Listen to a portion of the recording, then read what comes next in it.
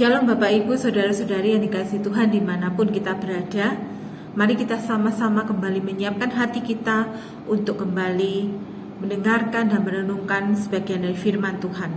Mari kita sama-sama tunduk diri di hadapan Tuhan. Tuhan yang kami sembah dalam nama Tuhan Yesus Kristus, terima kasih ya Tuhan karena Engkau senantiasa menjaga, menyertai dan melindungi setiap kami. Dan pada kesempatan ini Tuhan kami kembali untuk merenungkan firman-Mu, dan biarlah Tuhan akan memberikan kesiapan di hati kami Tuhan, pemahaman, pengertian supaya kami betul-betul akan mengerti akan firman Tuhan dan menjalankannya dalam seluruh kehidupan kami. Hanya dalam nama Tuhan Yesus Kristus kami berdoa dan mengucap syukur. Amin. Pada suatu hari ada seorang anak yang memiliki keinginan untuk membantu orang tuanya. Anak ini merapikan meja makan. Setelah dia makan bersama keluarganya, dia membawa piring dan gelas untuk dicuci. Tetapi karena tangannya terlalu kecil dan sabun itu terlalu licin, dia menjatuhkan piring dan gelas itu sehingga pecah. Mamanya yang mendengar piring dan gelas pecah berteriak kepada anak ini. Langsung anak ini menangis di hadapan mamanya sejadi-jadinya. Dia menangis sejadi-jadinya dan dia merasa menyesal. Dia minta maaf kepada mamanya karena sudah memecahkan piring dan gelas yang seharusnya dia bisa lakukan dengan baik. Tetapi mama ini kemudian bertanya, "Tanganmu tidak apa-apa kan, Nak?" Akhirnya anak ini berkata untuk sekali lagi meminta maaf kepada mamanya.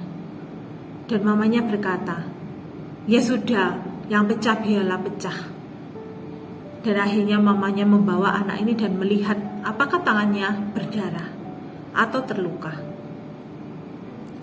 Akhirnya mamanya berkata, "Syukurlah tanganmu tidak terluka dan tidak berdarah." Anak kecil ini akhirnya berterima kasih kepada mamanya karena dia tidak dimarahi dan dia sudah dimaafkan oleh mamanya. Di kejadian yang lain, saya pernah mendengar sebuah kesaksian. Ada seorang ibu yang sedang mengandung dan usia kandungannya sudah mendekati akan melahirkan. Dia berkunjung pada suaminya yang waktu itu menjadi narapidana. Narapidana ini akhirnya melihat istrinya yang sedang mengandung dan dia menangis di hadapan istrinya. Dia menyesal telah melakukan hal yang seharusnya tidak dia lakukan. Dan dia menangis, meminta maaf kepada istrinya. Istrinya pun menangis dan dia merasa sedih. Tetapi dia berkata, "Baik-baiklah Pak, sehingga engkau menerima pengurangan hukuman kalau kamu baik-baik di penjara." Akhirnya sang ibu ini pulang dengan sedih hatinya. Dan narapidana ini pun akhirnya berjanji dalam hatinya dan dia berkata, "Iya, saya akan baik-baik saja di penjara." Karena dia berharap akan ada pembebasan yang terjadi kalau dia berbuat baik di dalam masa hukumannya, sehingga masa hukuman itu akan dikurangi dan dia akan cepat dibebaskan, sehingga dia bisa kembali berkumpul dengan istri dan anaknya kelak. Bapak Ibu yang dikasihi Tuhan dan saudari-saudari dimanapun kita berada, pada kesempatan ini saya akan membawakan sebuah renungan yang berjudul "Padamu ada pengampunan, supaya engkau ditakuti orang." Tema ini diambil oleh penulis di dalam Mazmur 130 ayat 4. Mazmur 130 ayat 4. "Tetapi padamu ada pengampunan supaya engkau ditakuti orang." Bapak Ibu saudara-saudari yang dikasihi Tuhan, penulis renungan ini membawa kita pada satu renungan untuk kembali mengingat akan pengampunan yang Allah berikan kepada setiap kita. Lukas di dalam tulisannya pernah menulis sebuah kisah. Yesus pernah diundang oleh seorang Farisi untuk tinggal dan singgah di rumahnya dan mengadakan makan siang bersama. Namun, pesta itu tidak berjalan dengan baik sesuai dengan keinginan sang tuan rumah atau orang Farisi ini.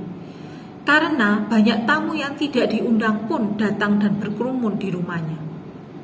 Salah satunya adalah seorang perempuan yang berdosa, yang seharusnya tidak hadir dan tidak diundang di situ. Dia datang di tengah-tengah kerumunan orang banyak. Perempuan berdosa ini langsung datang kepada Yesus, dan dia menangis di kaki Yesus. Dia mencium kaki Yesus dengan air matanya yang jatuh di kaki Yesus. Dia menyeka dengan rambutnya yang panjang. Dan akhirnya memberikan Yesus minyak yang sangat harum. Dia urapi Yesus.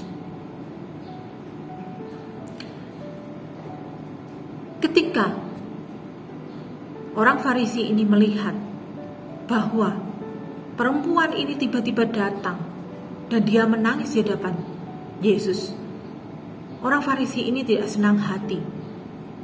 Tetapi Yesus yang tahu hati dari orang Farisi ini, dia berkata di dalam Lukas 7 ayat 47 sampai 50. Yesus berkata demikian.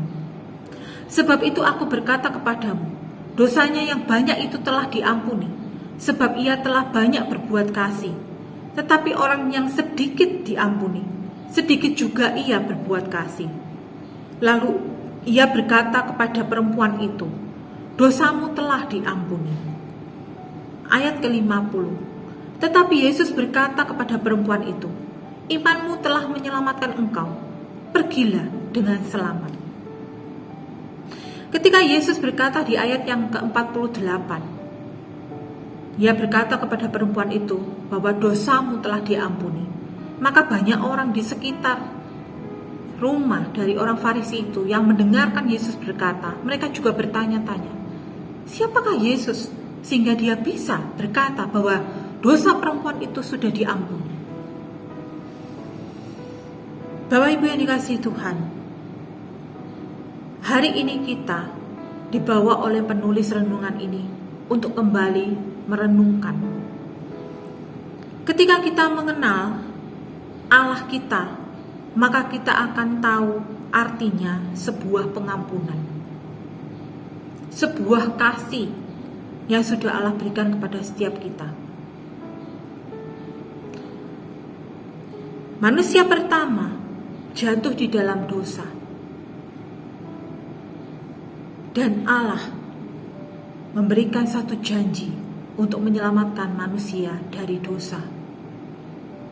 Kita bisa melihatnya di Kejadian pasal 3 ayat 15. Allah menjanjikan sebuah pendamaian atau rekonsiliasi dengan manusia yang telah berdosa untuk diselamatkan dan ditebus dari dosa dan kesalahan mereka. Hari ini kita akan melihat orang yang mengetahui secara dalam kebenaran tentang pengampunan.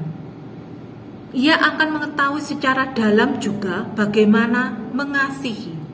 Itu yang dikatakan Kristus kepada orang-orang percaya.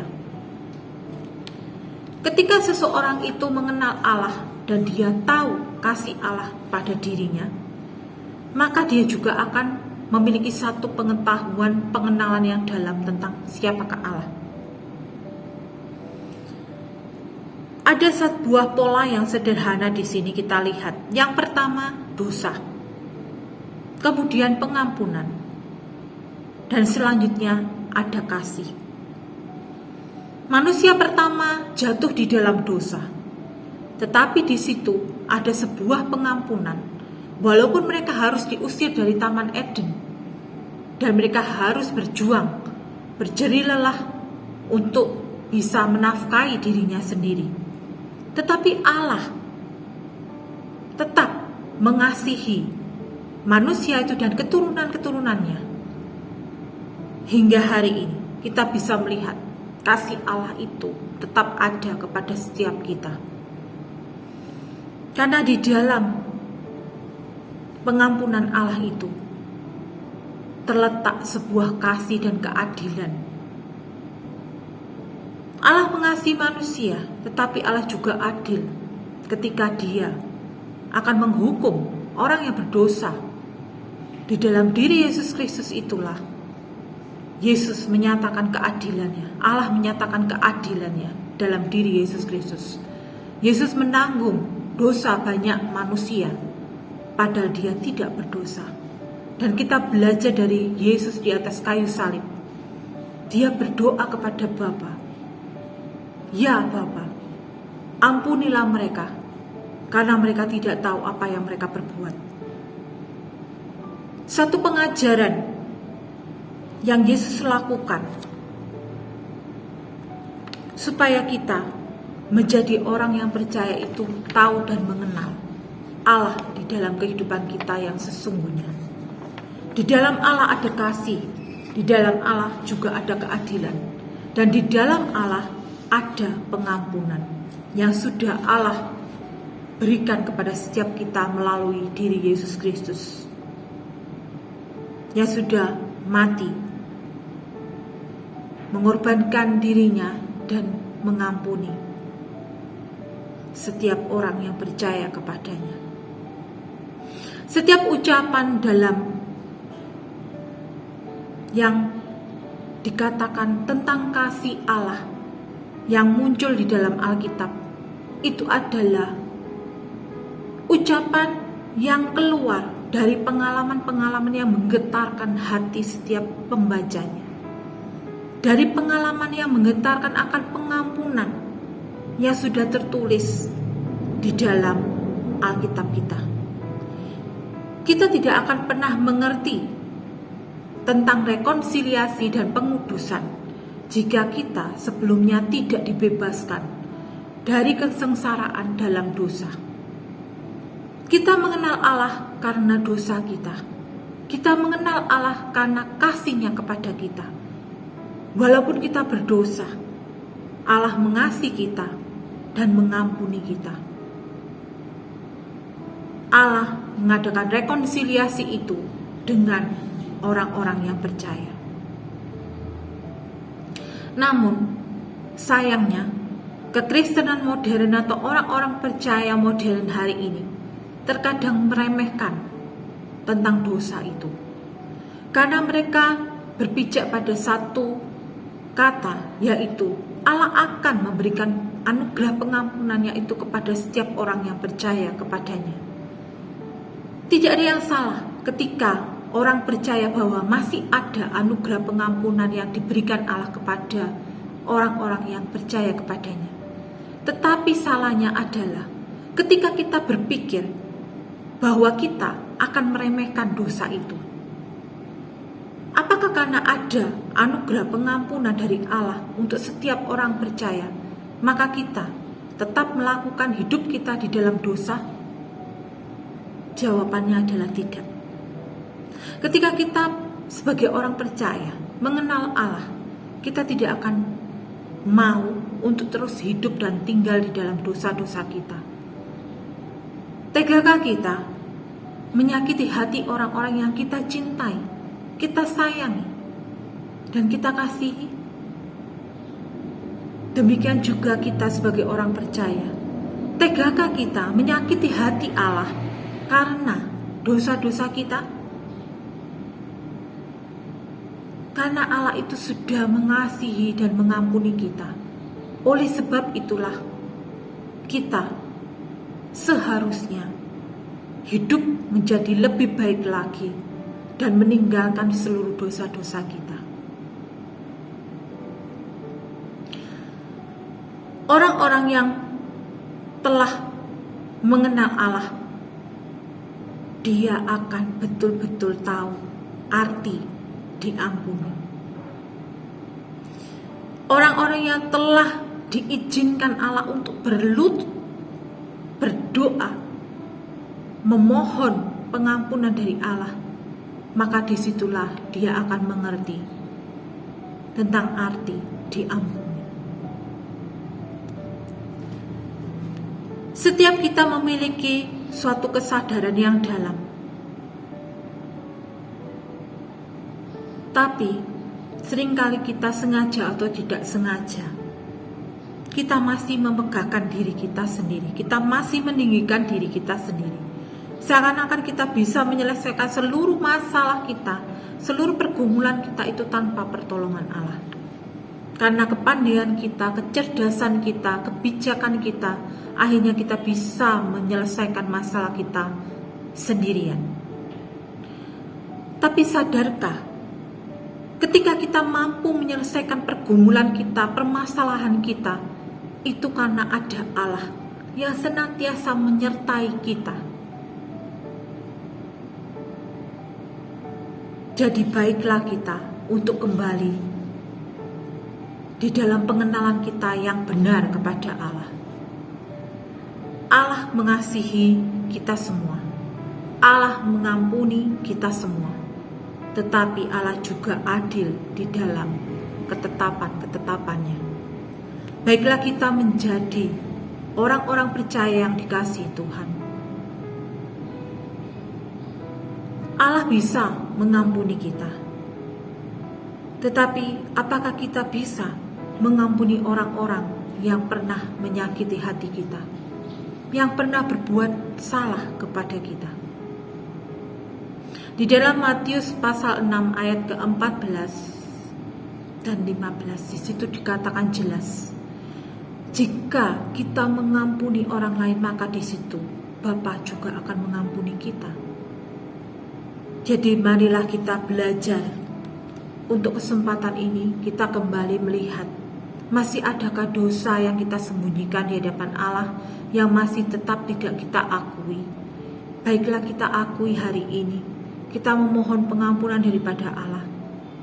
Dan ketika kita sudah mendapatkan anugerah pengampunan itu, berdoalah supaya kita juga mampu untuk mengampuni orang yang mungkin sudah menyakiti hidup kita atau hati kita, yang berbuat salah kepada kita. Kita akan belajar untuk mengampuni juga. Kita yang memahami dosa kita dan mencari pengampunan, kita akan mengetahui di dalam hati kita akan adanya sebuah komitmen yang dalam dan janji Kristus tentang kasih dan sukacita di dalam pengampunan itu sendiri. Orang-orang yang mengetahui kebutuhan mereka akan Allah, mengenal Dia lebih baik daripada mereka yang tidak atau yang belum mengenal Allah, karena mereka akan mengerti apa arti diampuni. Ketika Allah mengizinkan kita di dalam berbagai kesulitan kita, maka kita juga diajarkan untuk kita mengerti akan arti sebuah pengampunan daripada Allah itu sendiri. Ketika kita sudah mengerti arti diampuni, maka kita akan sangat bersukacita di hadapan Allah. Bapak, Ibu, saudara-saudari yang dikasihi Tuhan, saya tidak tahu apa yang menjadi pergumulan dari setiap kita hari ini. Masihkah kita susah melepaskan dosa-dosa tertentu dalam hidup kita? Masihkah kita sulit untuk mengakui dosa-dosa tertentu dalam hidup kita dan kita tetap menyembunyikannya dan tidak mengakuinya di hadapan Tuhan? Atau kita sudah bisa melakukan itu, namun kita masih tidak bisa mengampuni banyak orang yang mungkin sudah melakukan kesalahan kepada kita? Saya tidak pernah tahu apa yang Anda gumulkan hari ini. Tetapi marilah kita tunduk diri di hadapan Tuhan dan kita berdoa.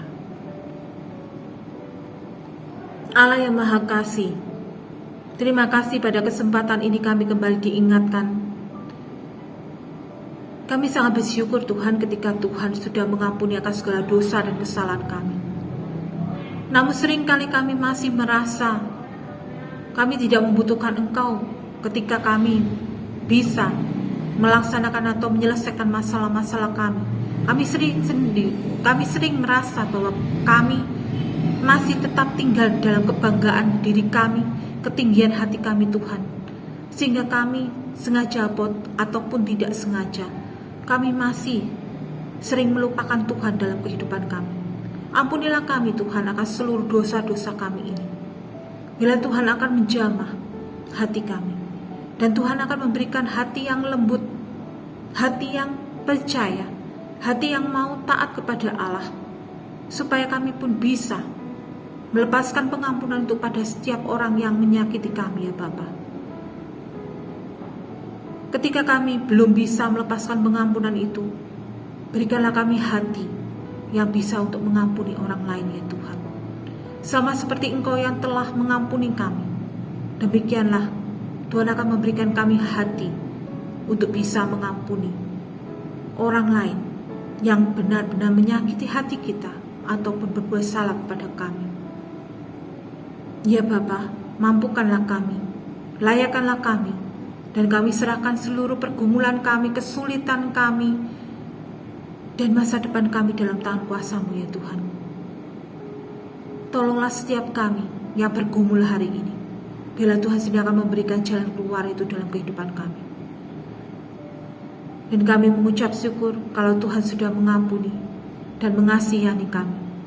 Biarlah kami akan betul-betul bisa menjalankan hidup penuh pengampunan itu kepada orang-orang di sekitar kami. Kami serahkan sepenuhnya ya Bapa, diri kami masing-masing dalam tangan kuasa-Mu dan masa depan kami. Hanya dalam nama Tuhan Yesus Kristus kami sudah berdoa dan percaya. Amin. Tuhan Yesus memberkati kita semua. Amin.